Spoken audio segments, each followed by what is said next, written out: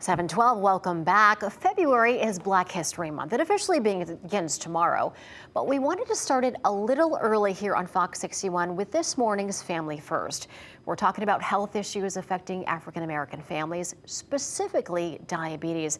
There are some pretty striking statistics. For every white American who gets diabetes, 1.6 African Americans gets diabetes. 1 in 4 Black women 55 or older has diabetes, and African Americans with diabetes are more likely to develop complications and experience greater disability from complications than white Americans with diabetes.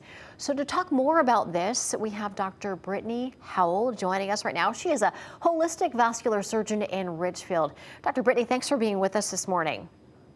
Of course. Thank you so much for having me. Now, first off, with the statistics that I just mentioned, diabetes clearly affects African American families disproportionately. Why is that?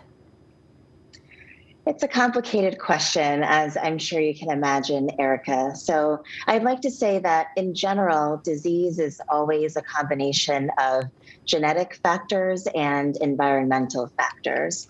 So there is oftentimes a genetic predisposition, but there's an unmistakable environmental effect, including the political environment, community structure, infrastructure, and access to healthcare. And all of those factors really weigh in. And because of that, that's why talking about it on platforms like this are so important. Education is really key. It is incredibly important to talk about. And I always like to share that the root of the word doctor actually means to teach, and that's a really vital part of our role. Now, one of the best things people can do right now is prevent it, because this is preventable. It's preventable with some lifestyle changes and, once again, being educated about it. Exactly. And just to reiterate that, because I think that's often understated, type 2 diabetes specifically is a preventable condition. And to prevent type 2 diabetes is to prevent a number of life-altering complications like kidney failure, amputation, and even death. Now, can you give us some more tangible and hopefully easy to remember tips for diabetes prevention that we can put into our lives on a daily basis? Of course, I'd be happy to.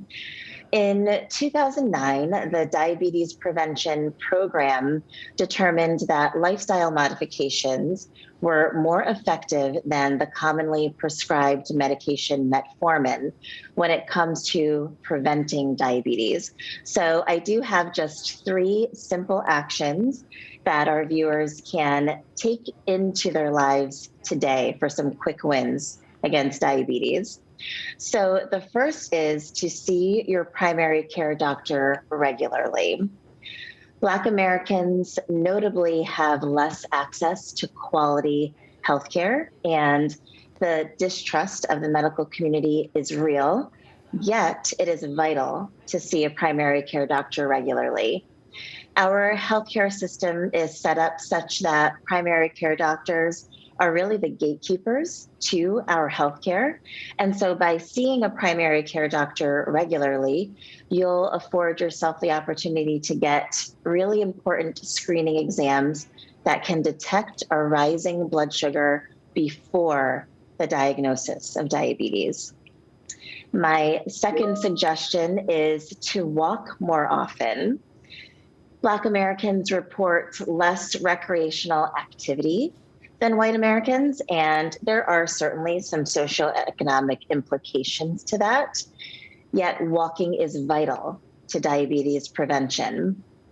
The concept of logging 10,000 steps each day originally came from the same diabetes prevention program, and 10,000 steps equals approximately 5 miles. So it's important to note that you don't have to walk all 5 miles at once. You can split it up over the course of your day, and walking during the day, during your work and during your chores does count towards those 10,000 steps. And you have one third tip left for us, right? I do. And that one is to swap out your favorite beverage. Black Americans are twice as likely to live below the poverty line. They're also twice as likely to live in food insecure households. And that's only worsened over the course of the COVID-19 pandemic with school closures and food supply shortages. So the usual eat whole foods advice can really fall short in communities where fast food restaurants and vending machines are more numerous than organic markets. But in general, Americans consume the majority of their sugar in beverages, not food.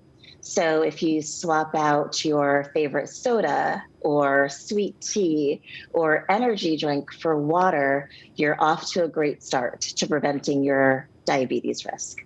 All right, really great, easy to remember tips. Dr. Howell, that's what I love about this. It's easy to remember. See your doctor, take a walk, get out there and move, and just drink some more water. Stuff that we've always been told, but we just really need to remember to do it on a daily basis. Yes, absolutely. You got it. All right, Dr. Howell, thanks so much for your time. We do appreciate it.